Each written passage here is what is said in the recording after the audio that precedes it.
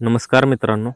Big boss मराठीचा नवीन season सुरू झाला आहे आणि यंदा घरात प्रवेश केलाय वेगवेगळ्या क्षेत्रात नाव कमावलेल्या दमदार महिला स्पर्धकांनी. चला तर मग या सगळ्या स्पर्धकांची थोडक्यात ओळख करून घेऊया. पहिली स्पर्धिका आहे दीपाली सय्यद. दीपाली सय्यद या मराठी चित्रपटसृष्टीतील नामांकित आणि अनुभवी अभिनेत्री आहेत. त्यांचा आत्मविश्वास, स्पष्ट मत आणि ठाम भूमिका बिग बॉसच्या घरात नक्कीच लक्ष वेधून घेतील. दुसरी स्पर्धिका आहे सोनाली राऊत. सोनाली राऊत ही तिच्या बोल्ड अंदाजासाठी आणि थेट बोलण्यासाठी ओळखली जाते. घरात तिची उपस्थिती नेहमीच चर्चेचा विषय ठरणार आहे, यात शंका नाही. तर तिसरी स्पर्धिका आहे तन्वी कोलते. तन्वी कोलते ही देखील मराठी बिग बॉसमध्ये सहभागी झाली आहे. नवीन चेहरा, नवीन ऊर्जा आणि स्वतःला सिद्ध करण्याची जिद्द तिच्या खेळात पाहायला मिळेल. चौथी स्पर्धिका आहे प्राजक्ता शुक्रे.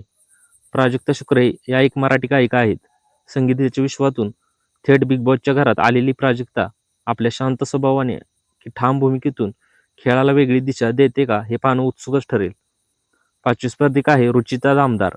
रुचिता दामदार ही देखील बिग बॉस मराठीमध्ये सहभागी झाली आहे.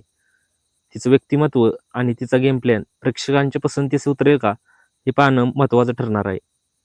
सहावी स्पर्धिका आहे Anushree Mane. Social media star Anushree Mane आता बिग बॉसच्या घरात आपली खरी ओळख दाखवण्यासाठी सज्ज आहे. फॉलोअरची ताकद आणि स्मार्ट खेळ तिला किती पुढे नेतो हे पाहणं रंजक ठरेल.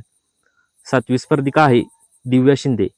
समाजसेविका दिव्या शिंदे हे देखील बिग बॉस मराठीमध्ये सहभागी झाले आहेत. समाजासाठी काम करणारी व्यक्ती या घरात कोणतीही भूमिका घेते हे पाहणं खूप महत्त्वाचं ठरणार आहे. आठवी स्पर्धिका आहे नृत्यांगना राधा पाटील. नृत्यांगना राधा पाटील या आपल्या नृत्यकलेमुळे आणि स्टेजवरील आत्मविश्वासामुळे ओळखल्या जातात. बिग बॉसच्या घरात त्यांची शिस्त, संयम, कला खेळाला वेगळाच रंग देईल का, हे पाहणं नक्कीच उत्सुक ठरेल. मित्रांनो, या सगळ्या महिला स्पर्धिका वेगवेगळ्या क्षेत्रातून आलेल्या आहेत. प्रत्येकाची खेळण्याची पद्धत वेगळी आहे. आता प्रश्न एकच आहे, या सगळ्यांपैकी तुम्ही कोणाला सपोर्ट करणार? कमेंट बॉक्समध्ये नक्की नाव लिहा आणि अशाच बिग बॉस मराठी अपडेटसाठी चॅनलला सबस्क्राईब